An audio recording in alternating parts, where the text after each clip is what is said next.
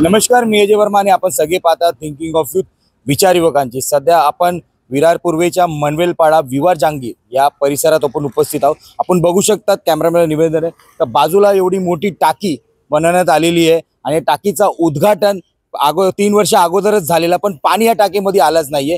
त्यासाठी भारतीय जनता पार्टीने कुठे या सर्व गोष्टीची पहल घेतली आणि आमदाराच्या वतीने हे पाणीचा लोकांच्या घरात पाणी पोहोचलेलं आहे। त्यासाठी त्यांनी बॅनर सुद्धा लावलेले आहे, पण ह्या बॅनरवरती आता श्रेयवादाची लढाई आपल्याला पाहायला भेटते। जशा प्रकारे बॅनर लावल्यानंतर स्वतः इकडचे माजी सभापती प्रशांत राऊत यांनी एक व्हिडिओ व्हायरल केलेला आहे, आमच्यामुळे सर्व गोष्ट झालेला आहे आणि कशा प्रकारे झालेला आहे त्यासाठी आपण थेट भारतीय जनता पार्टीचे जिल्हा उपाध्यक्ष नारायण मांजरेकर यांच्याकडे आलेलो आहे आणि यांच्याकडनं विचारून घेणार आहे कशा प्रकारे प्रोसेस झालेली आहे आणि आज लोकांच्या घरात पाणी पोचलं आहे का नाही पोचलं आहे। नारायण मांजरेकर जी काय म्हणणार, हे बॅनर आपण लावण्यात आलेले पाणी लोकांच्या घरात पोचलेलं आहे, पण बहुजन विकास आघाडीचा आरोप आहे का हे पाणीचं उद्घाटन गेले 3 वर्ष अगोदर स्वतः प्रवीणा हितेंद्र ठाकूर यांच्या हस्ते झालेला। टाकीमध्ये काही टेक्निकल गोष्ट होती, जे मोहक सिटी डाऊन जे अमृत योजनेचा पाईप लिकेज व्हायचं त्यासाठी ते पाणी पोचत नव्हतं, तर त्या गोष्टी पण ते लवकरात लवकर सॉल्व्ह होऊन त्यांनी पाणी पुरवठा केलाय आणि आपण श्रेय गोष्टीची सर्व बॅनर लावताय का सर? हे बघा, सर्वप्रथम ही जी टाकी बनली, आपल्या देशाचे लाडके यशस्वी पंतप्रधान सन्माननीय नरेंद्र मोदी साहेबांच्या संकल्पनेतून अमृत योजना ह्या टप्प्यातनं ही टाकी या वसई विरार जिल्ह्यामध्ये जेवढे टाक्या बनलेल्या आहेत ते अमृत योजनेतून बनलेले आहेत, केंद्र सरकारच्या पैशातून बनलेले आहेत। आज तुम्ही मला जो सभापती तुम्ही सांगता की प्रशांत राऊत याचा श्रेयवादाचा विषय येतो, तर प्रशांत राऊतला विचारा तुम्ही की ह्या टाकीला कोणी निधी दिला, महानगरपालिकेने निधी दिला की केंद्र सरकारने निधी दिला। आता राहिला विषय, ह्या टाकीचं 6 वर्षापूर्वी काम चालू होतं, 2023ला ह्या टाकीचं काम पूर्ण झालं, 2024ला या टाकीला कलर झाला, म्हणजे टाकीला 1 वर्ष लागलं कलर काढायला। आमदार कोणाचा होतं, तर बहुजन विकास आघाडीचे 3 आमदार। इथे महानगरपालिकेमध्ये नगरसेवक कोणाचे होते, तर 109 नगरसेवक बहुजन विकास आघाडीचे। ठीक आहे, 2019च्या नंतर राज्य सरकारच्या हातामध्ये महानगरपालिका होती, पण पाठपुरावा तर करू शकले असतेत ना। ज्या गोष्टीचं त्या लोकांनी, आमदारांनी, त्यांच्या नेत्यांनी याचं नारळ फोडला, तर त्याचा पाठपुरावा कोणी करायला पाहिजे होता? त्यांना माहिती होतं ना ही गोष्ट आम्ही केलेली आहे किंवा नारळ फोडलेला आहे, तर लोकांना पाणी द्यायला पाहिजे। 2023ला काम झालं, 2024ला कलर काम झालं, मग 2025 पर्यंत पाणी का चालू झालं नाही? उद्घाटन केलं तर पाणी का चालू झालं नाही? टाकी होऊन 2 वर्ष कंप्लीट झालेली होती। आमच्या निदर्शनात आलं, इथल्या लोकांनी विवाह जांगीर कॉम्प्लेक्स, संतनगर, जयश्री जगन्नाथ नगर इथल्या लोकांना पाण्याचा अफाट त्रास होता। लोकांना पाणी भेटत नव्हतं, 2-2, 3-3 दिवसाने पाणी येत होतं। महिन्याचं बिल महानगरपालिका महिन्याचं बिल घेत होती। हे आमच्या निदर्शनास आल्यानंतर तात्काळ मी स्वतः आणि माझे पदाधिकारी आमदार राजन नाईक, सध्याचे आमदार राजन नाईक यांच्याकडे गेलो। आमदार साहेबांनी ताबडतोब आपल्या लेटरवरती मागणी केली, आयुक्तांशी चर्चा केली, आयुक्तांना सांगितलं इथे गरज आहे, इथे तात्काळ तुम्ही पाणी चालू करा। 2 दिवसापूर्वी या टाकीचं पाणी चालू झालं। जय जगन्नाथ नगर पाणी चालू, जय जगन्नाथ नगरला पाणी जायच्या आधी मोहक सिटीच्या तिथे पाईपलाईन फुटल्यामुळे जयश्री जगन्नाथ नगरला पाणी जात नाही, पण ते आजपासून त्या जयश्री जगन्नाथला पाणी जाणार आहे। परंतु विवाह जांगीर कॉम्प्लेक्स, मनवेलपाडा गाव, नालासोपारा रोड, संतनगर या 4 विभागामध्ये, 5 विभागामध्ये पाणी आपला पुरेपूर यापुढे पाणी जाणार आहे। राहिला विषय श्रेयवादीचा, बघा त्यांना नारळ फोडायची सवय झालेली आहे। कुठल्याही गोष्टीचा त्यांना काय पाईपलाईन दिसली, दगड जरी दिसला, तिथे जाऊन नारळ फोडायचा हा बहुजन विकास आघाडीचं काम आहे। पण महत्वाची गोष्ट आपण म्हणाले, ज्या प्रकारे का आमदार त्यांचे होते त्यांना पहल घेतली पाहिजे होती, पाठपुरावा केला पाहिजे होता, हे आपणच म्हणले। पण खासदार आपले होते तेव्हा आपली पण जिम्मेदारी होती ना ह्या सर्व गोष्टीची पाठपुरावा करायची, तर त्या टायमाला आपण का जिम्मेदारी नाही घेतली आणि आपले आमदार आल्यानंतर टाकीचं उद्घाटन बॅनर लावणं कितपत योग्य आहे? हे बघा, लोकांची मागणी होती की टाकी उभी आहे आणि पाणी चालू नाही, तर आमचे आमदार आहेत, आमच्या आमदारांना आम्ही बोलणार आहे, जनतेचा आमदार आहे। आमदार कशासाठी आहे? जनतेच्या कामासाठी आहेत।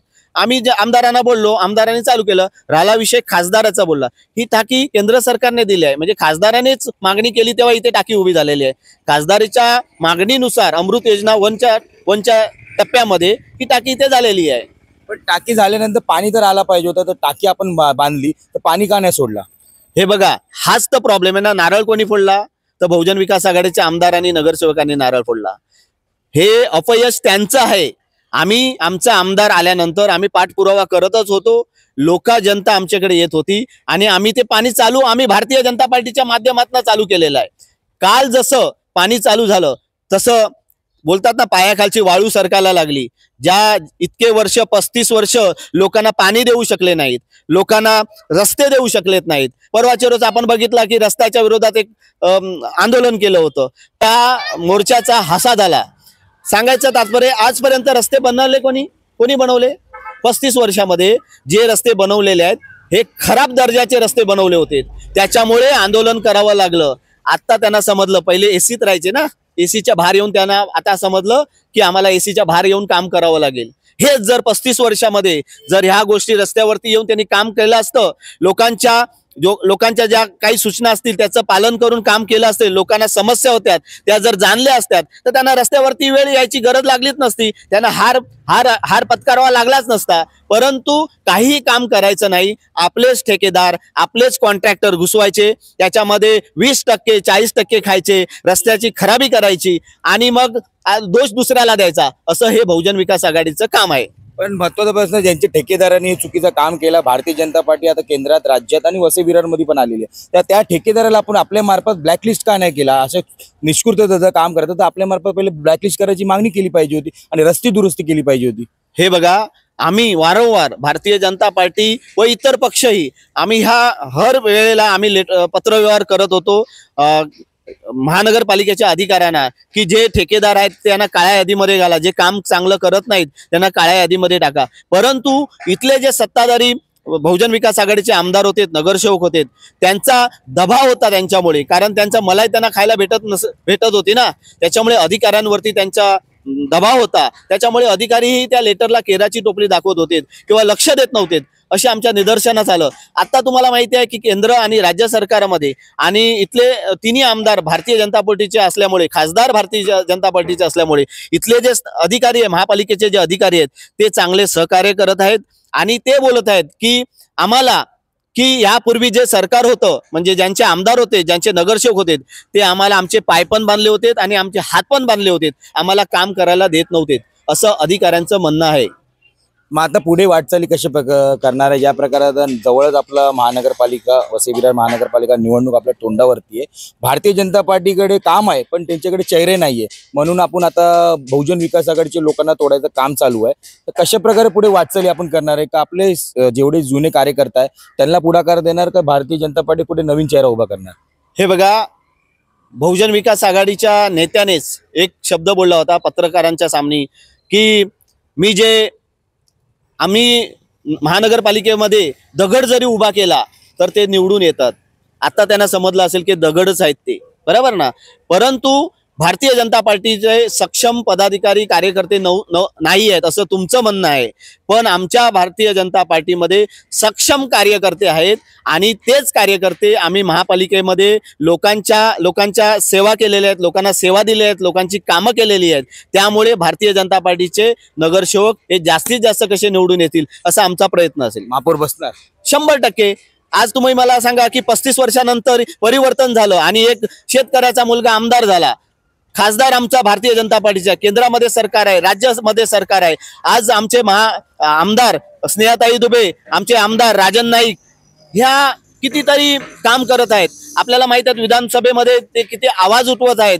आजपर्यंत तुम्ही कधी विधानसभेमध्ये आवाज उठवणारा आमदार कधी बघितला होतात का? तर नाही. 35 वर्षानंतर एक लोकांना वेळ आलेली आहे की आपलाच आमदार आहे अशी म्हणण्याची वेळ आलेली आहे आणि आमदार घरोघरी पोहोचत आहेत, लोकांच्या समस्या जाणून घेत आहेत, लोकांची कामं होत आहेत. बघा, सोशल मीडियावरती paid worker 100 worker 200 paid worker लावलेले आहेत आणि भारतीय जनता पार्टीच्या विरोधात ते पेड वर्कर काम करत आहेत. बाकी काही नाही, पण लोकांची कामं चांगली होत आहेत, लोक समाधानकारक मानत आहेत, लोक स्वतः बोलत आहेत की भारतीय जनता पार्टीचे आमदार, भारतीय जनता पार्टीचे पदाधिकारी, भारतीय जनता पार्टीचे कार्यकर्ते चांगलं काम करत आहेत. विरोधी पक्ष काय करत आहेत ते त्यांना करून दे, कारण 35 वर्षांची सत्ता गेल्यानंतर त्यांना थोडंसं वाटणारच, ते काही करतील, कुठल्याही थराला जातील, पण आम्ही लोकांचं चांगलं काम करायचं, प्रामाणिक कसं काम करायचं हे आम्ही करत आहोत. धन्यवाद आमच्याशी चर्चा केल्याबद्दल. हे होते नारायण मांजरेकर, ज्या प्रकारे वसई विरार जिल्ह्यात आता उपाध्यक्ष पदावरती विराजमान आहे. ज्या प्रकारे भारतीय जनता पार्टीसाठी आता असे अनेक चेहरे